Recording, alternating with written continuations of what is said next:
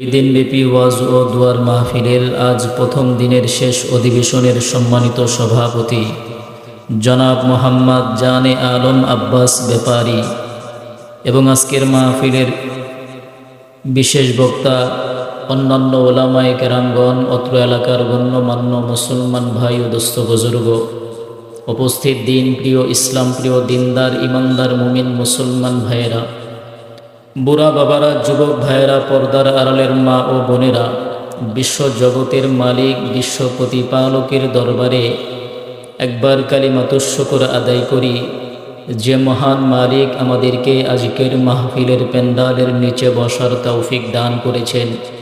সেই মালিকের শানে দিল খুলে, প্রাণ খুলে আমরা সকলেই বলি আলহামদুলিল্লাহ। সাথে সাথে আজকের এই মাহফিলের মজলিস থেকে সমস্ত নবীদের নবী, সম্রাট নবী, কুল কায়নাতের নবী, বিশ্ব সবার সভাপতি, উম্মতের কান্ডার, রহমতের ভান্ডার, মক্কাওয়ালা নবী, মদিনাওয়ালা নবী, সম্রাট নবী, সমস্ত নবী ও রসুলদের মাথার মুকুট, সাইয়্যিদুস সাকালাইন, ইমামুল মুরসালিন, খাতামুন নবিয়্যিন, আখতাবে নবুওয়াত, শাহিন শাহে রিসালাত, বদরুদ্দুজা, রসুল আকরম, শাফি আজম, ওই রসুলের আরওয়াহে পাকে আমরা সকলেই দুরুদে সালামের হাদিয়া পৌঁছে দেই। আমরা সকলেই বলি সাল্লাল্লাহু আলাইহি ওয়াসাল্লাম। আজকের এই 2 দিন ব্যাপী ওয়াজ ও দুয়ার মাহফিলের প্রথম দিনের শেষ অধিবেশনে আমরা আসতে পেরে, বসতে পেরে খুশি না বেজার? অল্প না বেশি? জোরে বলেন অল্প না বেশি? সিংহের মতো গর্জন দিয়া বলেন অল্প না বেশি? আরে মুসলমানের জবানের আওয়াজ যদি দুর্বল হয়, ছোট হয়, তাহলে নাস্তিক মুরতাদের দলেরা আমাদের উপর ঝাঁপায়া পড়বে। দেখবেন সমাজের ভিতরে যেই মানুষটা একটু সরল সোজা, নম্র ভদ্র, সবার সাথে কথা বলতে জানে না, এই মানুষটা সব জায়গায় ধরা খায়। সোজা মানুষ ধরা খায় বেশ, কিন্তু সমাজের একটা চালাক মানুষ, খারাপ মানুষ, এসব সময় চেষ্টা করে মানুষকে ধোঁকা দেওয়ার জন্য। যদি একটা সমাজের খারাপ মানুষ আপনাদের সমাজের মাতবর হয় বা নেতা হয়, তাহলে এই মানুষটার কারণে সমাজের প্রত্যেকটা মানুষ কষ্ট পায়।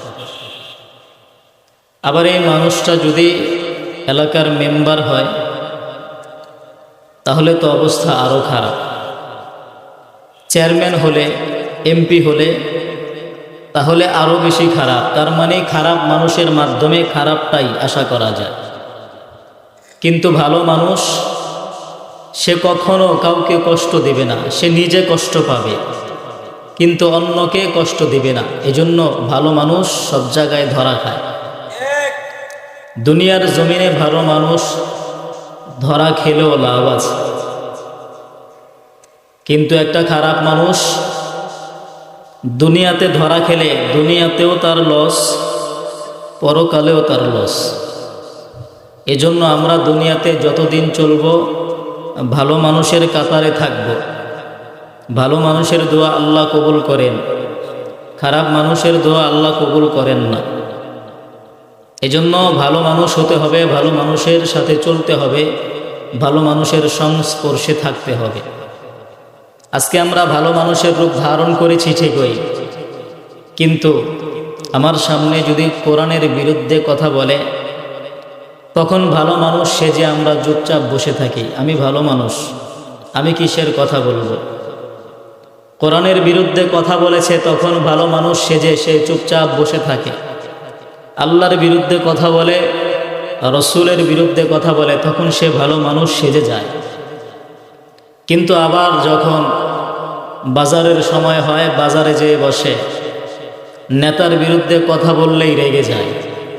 ওই একই মানুষ যার সামনে রসুলের বিরুদ্ধে বলল, কোরআনের বিরুদ্ধে বলল, আল্লাহর বিরুদ্ধে বলল, তার খারাপ লাগলো না। তার নেতার বিরুদ্ধে কেন বলল? তার শরীরটা জ্বলে গেছে। এটা ভালো মানুষ নয়, এটা ভালো মানুষের রূপ ধারণ করেছে। কথা বলেন ঠিক না বেঠিক? এজন্য এমন ভালো হওয়ার দরকার নাই। এমন ভালো হতে হবে যে আমার সামনে আমার রসুলকে গালি দিবে, জীবন চলে যাবে তো আমি চুপচাপ বসে থাকবো থাকবো না। এর নাম হলো ভালো মানুষ। দুনিয়ার সব বিলায় দিব কার জন্য? এ দেহের মালিক কে? জোরে বলেন। এ গোটা দেহের মালিক হলো আল্লাহ। এ দেহটা কিন্তু আমার না, আপনার না। আমি আপনি চাইলেই এই দেহ নিয়ে যা কিছু করতে পারবো না। ভালো লাগে না? আত্মহত্যা করলাম, মরে গেলাম, এ অনুমতি আল্লাহ দিয়েছে। খারাপ লাগলো, কষ্ট পাইলাম, ছুরি দ্বারা, চাকু দ্বারা বা ব্লেড দ্বারা হাত কাটলাম, এ অনুমতি আল্লাহ দিয়েছে। এই হাত তো আমার নয়, এটা আল্লাহর, আমার কাছে আমানত দেওয়া হয়েছে। আজকে আমরা আমানতের খেয়ানত করছি। কেন? আজকে আমরা সরল সোজা হয়েছি। কোথায় সরল সোজা হতে হবে সেটা আমরা বুঝি না। না বুঝেই যেখানে সেখানে কথা বলি, আবার যেখানে সেখানে ধরা খাই। কথা যদি না বলি তাহলে না বলবো, সব জায়গায় চুপ থাকবো। আর যদি কথা বলতে হয় তাহলে শুধু এক জায়গায় নয়, বরঞ্চ যেখানে আমার রসুলের বিরুদ্ধে হবে সেখানেও কথা বলতে হবে। আজকে দেখা যায় গানের অনুষ্ঠান হইলে দূর দূরান্ত থেকে মানুষ আসে, পকেটের টাকা খরচ করে আসে, আবার গান শুনে তালে তাল মিলায় পকেট থেকে টাকা বের করে ছিটায়। ঠিক না? এই যে ওয়াজের মজলিস আপনারা করেছেন, যদি এখানে গান হইতো, মানুষ এক সপ্তাহ আগের থেকে বা 2 সপ্তাহ, 1 মাস আগের থেকেই বলতো অমুক জায়গায় মমতাজ আপা আসবে, চলো এক নজর দেখে আসি। কথা বলে। গানের মজলিসে মানুষ পাওয়া যায়, কোরআনের মজলিসে মানুষ পাওয়া যায় না। তবে বুঝবে, যারা এসেছে তাদেরকে আল্লাহ কবুল করেছে।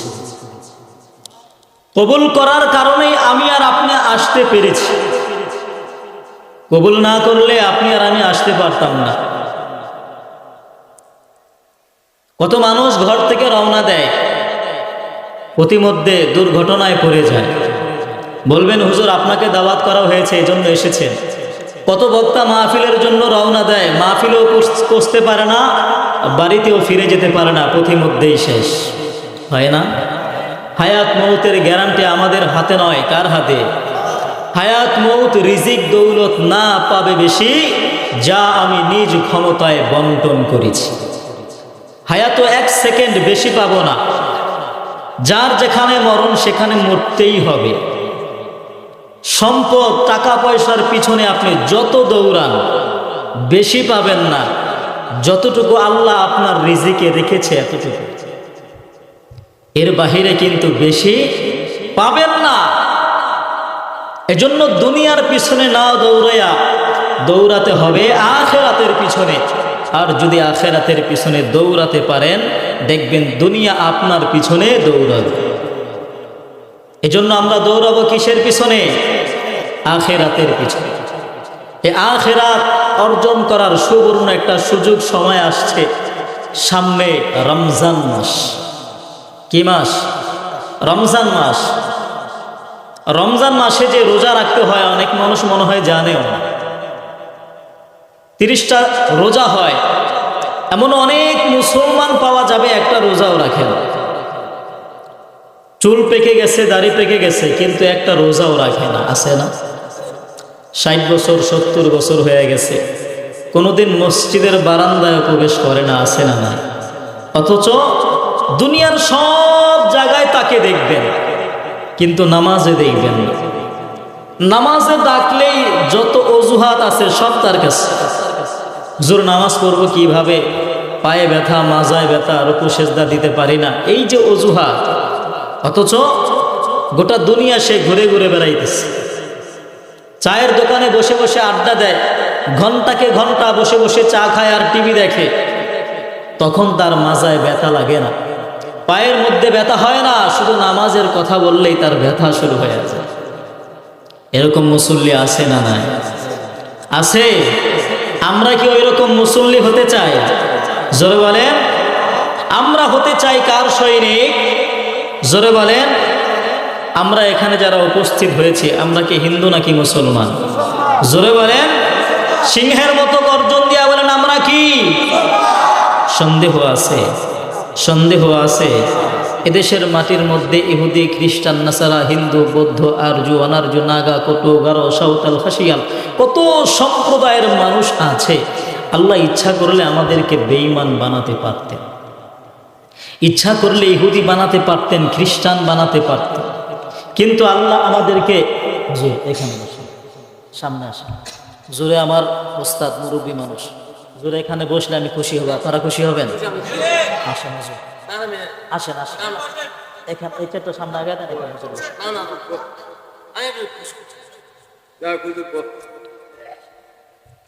তো আমরা মুসলমান, আল্লাহ আমাদেরকে মুসলমান বানিয়েছে, এটা একটা কপাল, এটা একটা কপাল। শুধু মুসলমান বানিয়ে কিন্তু আমাদেরকে শেষ করে নাই, শেষ নবীর উম্মত বানিয়েছে। খুশি না বেজার? জোরে বলেন খুশি না বেজার? এজন্য আবারও বলি আলহামদুলিল্লাহ। আমার বন্ধু, আমার ভাইরা, এই প্যান্ডেলটা বানাইতে খুঁটি লাগছে কিনা জোরে বলেন। এই যে সামিয়ানা আছে, এই সামিয়ানাটা খোলার পরে আসমানের দিকে তাকায় দেখি খুঁটি আছে কয়টা? আসমান খুঁটিবিহীন আমাদের মাথার উপরে ঝুলন্ত অবস্থায় আছে। আল্লাহর নবী সরকারি দু আলম নবী বলেন আসমানেরও একটা খুঁটি আছে। জোরকান সুবহানাল্লাহ। আসমানের কি আছে? খুঁটি আছে, আমরা দেখি না। আল্লাহর নবী বলেন লা তাকুমুস সাআহ হাত্তা ইউকালা ফিল আরদি আল্লাহ আল্লাহ। জোরকান সুবহানাল্লাহ। এই জমিনের একজন মুমিন বান্দা হলো আসমানের খুঁটি। মুমিন বান্দা কিসের খুঁটি? মুমিন বান্দা আসমানের খুঁটি। অতএব আমরা মুসলমান হলো সিংহের জাত। কেন? আমরা মুসলমান, মুমিন বান্দা যদি দুনিয়াতে না থাকে, আসমান থাকবে, জমিন থাকবে, তাহলে আমাদের উসিলায় সব টিকে আছে। তারপরও আমরা মুসলমান মুমিন বিড়ালের মতো আর শিয়ালের মতো চলি। আমরা তো মুসলমান সিংহের জাতি। কিসের জাতি? আমরা মুসলমান তাকায় দেখেছি আমাদের ভিতরে উঁচা নিচা, মোটা চিকন, কালা সাদা সব ধরনের মানুষ আছে। আছে না নাই? সব ধরনের মানুষ আছে। আমরা তাকায় দেখেছি এদেশের মানুষ ইসলাম প্রিয়, এদেশের মানুষ কোরআন প্রিয়, এদেশের মানুষ আল্লাহ প্রেমিক, এদেশের মানুষ রসুল প্রেমিক। কেউ যদি আল্লাহর বিরুদ্ধে কথা বলে, রসুলের বিরুদ্ধে কথা বলে, 30 পারা কোরআনের বিরুদ্ধে কথা বলে, তাহলে আমরা মুসলমান আর চুপচাপ বসে থাকবো না।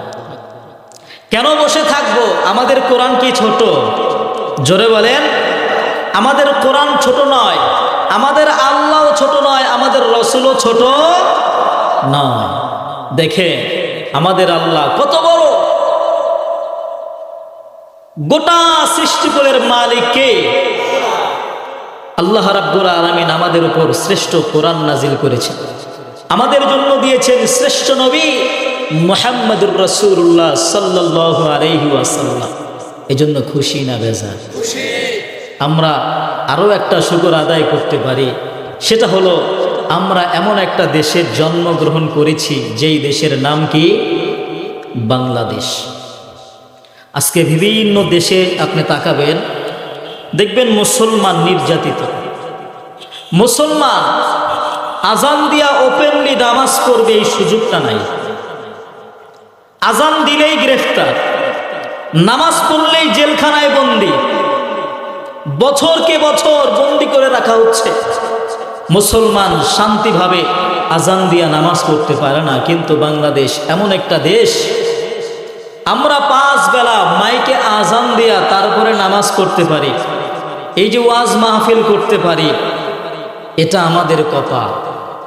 এর দ্বারা বোঝা যায় আমরা মায়ের গর্ভে আছি। মায়ের কোলে, মায়ের গর্ভে থাকলে সন্তান যেমন নিরাপদ, এমন নিরাপদে আছে। এখন এই নিরাপদে থাকা অবস্থায় যদি এভাবেই বসে থাকি, মনে করি আমরা নিরাপদ, আমাদের উপর বিপদ মুসিবত আসবে না? আসবে, আসবে। যদি আমরা ওই শিয়ালের মতো হয়ে যাই, বিড়ালের মতো হয়ে যাই, তাহলে অবশ্যই আমাদের উপর মুসিবত চলে আসবে। এজন্য শিয়ালের মতো নয়, বরঞ্চ সিংহের মতো চলতে হবে। কিসের মতো? সিংহের মতো চলতে হবে। বসনিয়ার ভিতরে একজন বিজ্ঞ আলেমের সাথে মানুষ সাক্ষাৎ করতে পারে না। বসনিয়ার তাবলিগ জামাতের মুসল্লিরা যখন বাংলাদেশে আসে তখন বলে, ভাই বাংলাদেশের মুসলমানদের কপাল ভালো, আমরা 40 বছরের ভিতরে একজন বিজ্ঞ আলেমের সাক্ষাৎ পাই না, কিন্তু বাংলার জমিনে লক্ষ লক্ষ আলেম উলামা মুফতি মুহাদ্দিস।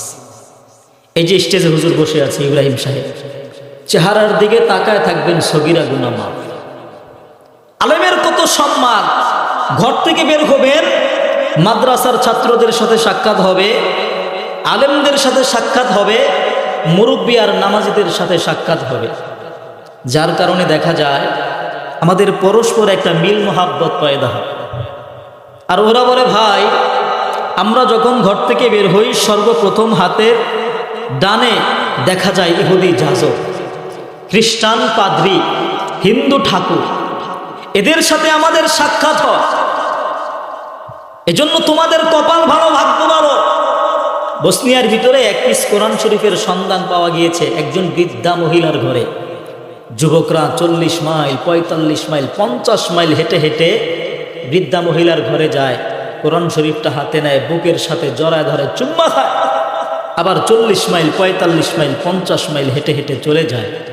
বসনিয়ার সরকার যদি জানতে পারে অবস্থা শেষ। এই হিসাবে আসলেই আমাদের কপাল ভালো, ভাগ্য ভালো, ঠিক না ভাই? ঠিক। এজন্য আমরা শুকরিয়া আদায় করি যে আল্লাহ আমাদেরকে এমন একটি দেশে মুসলমানের ঘরে জন্মগ্রহণ করার তৌফিক দান করেছেন, যেই দেশের রাজধানী মসজিদের শহর, যেই দেশটাই মাদ্রাসার দেশ, যেই দেশের ভিতরে 360 আউলিয়া, 360 আউলিয়া হিসাবে দেশটা প্রসিদ্ধ, 12 আউলিয়া হিসাবে দেশটা প্রসিদ্ধ, যেই দেশের ভিতরে স্বয়ং শাহ জালাল ইয়ামানি সোয়া, শাহ মাকদুম শাহ পরান সোয়া, যেই দেশের ভিতরে হাজী শরীয়তুল্লাহ সোয়া, যেই দেশটাকে তিতুমিরের দেশ বলা হয়, স্বয়ং দারুল উলুম দেওবন্দ থেকে 3 জন আলেম আসতেছিল, উপরে সাদা ছিল, ভিতরে সাদা, একজন শাহ মুহাম্মদুল্লাহ হাফিজ জি হুজুর, আরেকজন মুজাহিদে আজম শামসুল হক ফরিদপুরি, আরেকজন আব্দুল্লাহ পীরজি হুজুর দেওবন্দ ডিগলার দিয়ে দিল, 3 সুফায়েদ বাঙ্গাল কে তরফ যা রাহে হে, যাহা জায়েগা চমকায়েগা, যাহা জায়েগা নূর আওয়ার নূর হোগা। আবার 3 জন আলেম আসতেছিল, উপরে কালা ছিল, ভিতরে সাদা, একজন নুরুদ্দিন গাওহারপুরি, আরেকজন মুসাইদ হুসাইন বয়ানপুরি, আরেকজন আব্দুল্লাহ আলিপুরি দেওবন্দ ডিগলার দিয়ে দিল, 3 কালে বাঙ্গাল কে তরফ যা রাহে হে, যাহা জায়েগা চমকায়েগা, যাহা জায়েগা নূর আওয়ার নূর হোগা। ওই 3 জন যেই দেশের মধ্যে শোয়া, যেই দেশের ভিতরে হাবিবুল্লাহ বানিয়া হাট হাজারি শোয়া, যেই দেশের ভিতরে মুফতি আজম মুফতি ফৈজুল্লাহ বানিয়া হাট হাজারি শোয়া, যেই দেশের ভিতরে মুজাহিদে মিল্লাত মুফতি ফজলুল হক আমির শোয়া, যেই দেশের ভিতরে আল্লামা ইসহাক চরমনাই শোয়া, এমন একটি দেশে আমাকে আপনাকে মুসলমানের ঘরে জন্মগ্রহণ করার তৌফিক দান করেছেন। চিৎকার দিয়া বলি আলহামদুলিল্লাহ। আমার বন্ধু, আমার ভাইরা, এমন দেশে জন্মগ্রহণ করতে পেরে আমরা খুশি না বেজার? জোরে বলেন, খুশি না বেজার? এজন্য মহান রব্বুল আলামিনের কাছে বেশি থেকে বেশি পরিমাণে শুকর আদায় করতে হবে যে মহান রব্বুল আলামিন আমাদেরকে এমন একটি জন্মগ্রহণ করার তৌফিক দান করেছেন। আমার বন্ধু, আমার ভাইরা, লম্বা চূড়া আলোচনা করব না, সামান্য কিছু সময় আলোচনা করব, আমরা ধৈর্য সহকারে শুনব। আমি যে আয়াত আপনাদের সামনে তেলাওয়াত করেছিলাম, এই আয়াতের মধ্যে মহান রব্বুল আলামিন আল্লাহর নবী সরকারে দু আলম নবীর আকাশ গমনের কথা বলেছিলেন। আল্লাহর নবী সরকারে দু আলম নবী আকাশে আল্লাহ তাআলার কাছে গিয়েছে, আল্লাহ তাআলার সান্নিধ্যে গিয়ে আল্লাহ তাআলার সঙ্গে কথা বলেছে। সেই কথা বলার মাধ্যমটা শুধু যে আল্লাহর রসুল করেছে তা নয়, আল্লাহর রসুল আমাদের জন্য নিয়ে আসছে। জোরে কন্না সুবহানাল্লাহ। আমার বন্ধু, আমার ভাইরা, নবীজি সাল্লাল্লাহু আলাইহি ওয়াসাল্লাম মেরাজের রজনীতে দুনিয়া থেকে আসমান পর্যন্ত গিয়ে, আল্লাহ পর্যন্ত গিয়ে, সিদরাতুল মুনতাহা পর্যন্ত পার হয়ে আল্লাহর সান্নিধ্যে গিয়ে একান্তে কথা বলেছে, এমনকি আমার জন্য আপনার জন্য দোয়া করেছে। জোরে কোন সুবহানাল্লাহ। নবীজি সাল্লাল্লাহু আলাইহি ওয়াসাল্লাম আল্লাহ তাআলার সাথে কি কথা বলেছে এবং আমার আপনার জন্য কি দোয়া করেছে, আমি আর আপনি শুনতে চাই। জোরে বলেন, শুনতে চাই। তাহলে ধৈর্য সহকারে অল্প সময় বসবো। আমার বন্ধু, আমার ভাইরা, এই বিষয়ে আলোচনা করার আগে ছোট্ট একটা ভূমিকা আমাদেরকে স্মরণ রাখতে হবে। মহান রব্বুল আলামিন হযরত আদম আলাইহিস সালাম থেকে নিয়ে কিয়ামত পর্যন্ত যত মানুষ দুনিয়ার জমিনে আগমন করবে, প্রত্যেকটা মানুষকে বর্তমান মক্কার আরাফার ময়দানে আল্লাহ রাব্বুল আলামিন একত্রিত করেছিলেন। আমাদেরকে ছোট্ট পিপিলিকার ন্যায় সেখানে একত্রিত করে আল্লাহ আমাদেরকে ঈমান শিক্ষা দিয়েছিলেন। ঈমান শিক্ষা দেওয়ার পরে আল্লাহ রাব্বুল আলামিন বলতেছেন, আলাস্তু বিরাব্বিকুম, আমি কি তোমাদের রব নই? আমরা তখন বলেছিলাম ক্বালু বালা, অবশ্যই আপনি আমাদের রব। তখন মহান রব্বুল আলামিন বললেন, আমি 7 আসমান 7 জমিন এবং তোমাদের পিতা হযরত আদম আলাইহিস সালামকে সাক্ষী রাখলাম, যেন তোমরা এই কথা অস্বীকার না করো। আমি সাক্ষী রাখলাম যাতে তোমরা কোনোদিন অস্বীকার করতে না পারো। শোনো শোনো, আমি মহান রব্বুল আলামিন তোমাদের রব, তোমাদের প্রভু, তোমাদের ইলা, আমার সাথে কাউকে শরীক করিও না। তখন আমরা বলেছিলাম, হ্যাঁ আল্লাহ, আপনি আমাদের রব, আপনি আমাদের প্রভু, আপনার সাথে আমরা কাউকে শরীক করব না। তখন আমরা ওয়াদাবদ্ধ হয়েছিলাম। কিন্তু এখন দুনিয়ার জমিনে আসার পরে সেই ওয়াদা কয়জনের মনে আছে? আজকে মনে করি দুনিয়াটাই সব, দুনিয়াটাই সব। কিন্তু যখন চোখ বন্ধ হয়ে যাবে তখন আমি আর আপনি বুঝবো দুনিয়াটা কি ছিল। কথা বলেন ঠিক না বেঠিক? আমার বন্ধু, আমার ভাইরা, আল্লাহর নবী সরকারে দো আলম নবী সাল্লাল্লাহু আলাইহি ওয়াসাল্লাম যখন মক্কা নগরীর মধ্যে ছিলেন, নবীজি সাল্লাল্লাহু আলাইহি ওয়াসাল্লামের আপন চাচা আবু তালেব ইন্তেকাল